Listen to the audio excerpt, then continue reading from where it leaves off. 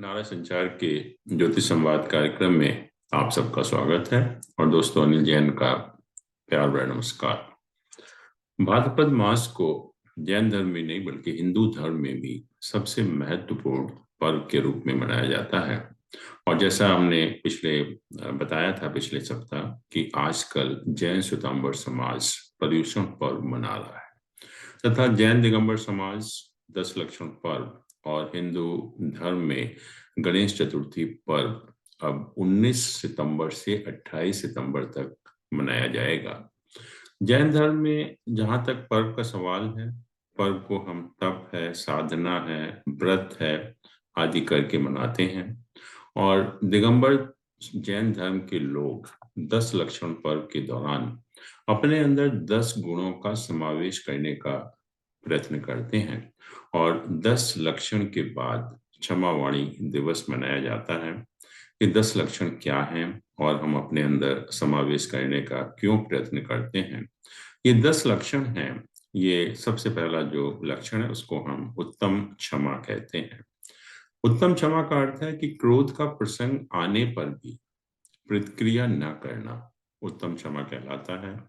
आवेश का निमित्त सामने होने पर और प्रतिक्रिया करने का सामर्थ्य होते हुए भी भावों में मलिनता न आने देना तथा पूर्व के वैर विरोध का स्मरण करके सकारण या अकारण उत्तेजित नहीं होना उत्तम क्षमा है। दूसरा जो धर्म है उसको हम उत्तम मार्दव कहते हैं। मार्दव का अर्थ होता है नम्रता, अर्थात मान का त्याग करना। आत्मा में मान कषाय के अभाव में जो कोमलता व मृदुलता प्रकट होती है उसे हम मार्दव कहते हैं। तीसरा धर्म होता है उत्तम आर्जव। आर्जव का अर्थ होता है सरलता, कपट रहित होना या माया, दंभ, ठगी आदि का त्याग करना आर्जव धर्म कहलाता है। उसके बाद जो चौथा धर्म है उसको हम उत्तम शौच कहते हैं। शौच का अर्थ होता है निर्लोभिता, लोभ पर विजय प्राप्त करना व पौद्गलिक पदार्थों पर आसक्ति न करना शौच धर्म कहलाता है। पांचवा धर्म होता है उत्तम सत्य। उत्तम सत्य का अर्थ है कि हित मित प्रिय वचन बोलना। सत्य में भाव, भाषा और काया तीनों की जो सरलता है वो अपेक्षित होती है। और छठा जो धर्म है उसको हम उत्तम संयम कहते हैं, अर्थात मन, वचन और काया पर नियंत्रण करना, अर्थात इनकी प्रवृत्ति में यत्न करना जो है वो संयम कहलाता है। सातवां धर्म होता है उत्तम तप। जैन धर्म में 8 कर्मों के बारे में बताया गया, जिसमें से 4 घातीय कर्म है जिनका संबंध हमारी आत्मा से होता है और 4 अघातीय कर्म है जिनका संबंध हमारे शरीर से होता है। इन 8 कर्मों को तपाकर आत्म शुद्धि करना या 8 कर्मों का क्षय करना या मोक्ष की प्राप्ति करना उत्तम तप कहलाता है।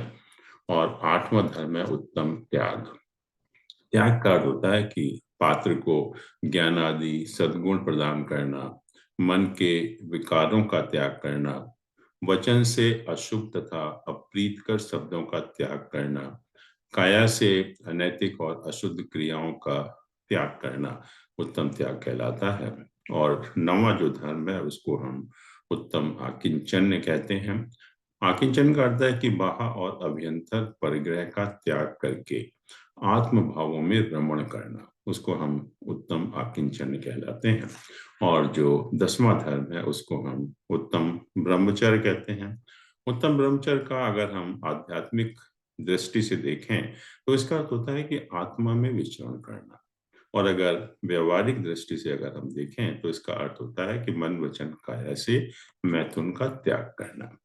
और इस प्रकार हम देखते हैं कि 10 लक्षणों पर हमको जप, तप, साधना तथा 10 लक्षणों का पालन करते हुए हमें अपनी आत्मा के पास पहुंचने की दिशा प्रदान करता है।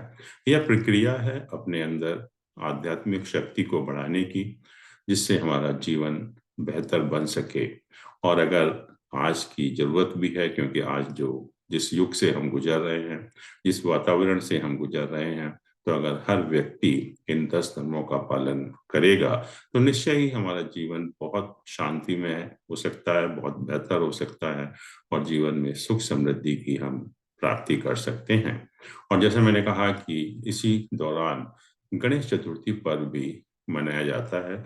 इसकी भी शुरुआत 19 सितंबर को तथा समापन 28 सितंबर को होगा। कहते हैं कि भाद्रपद के शुक्ल पक्ष की चतुर्थी के दिन भगवान गणेश का जन्म हुआ था। और गणेश चतुर्थी के दिन जैसा हम जानते हैं कि लोग घरों में भगवान गणपति की स्थापना करते हैं।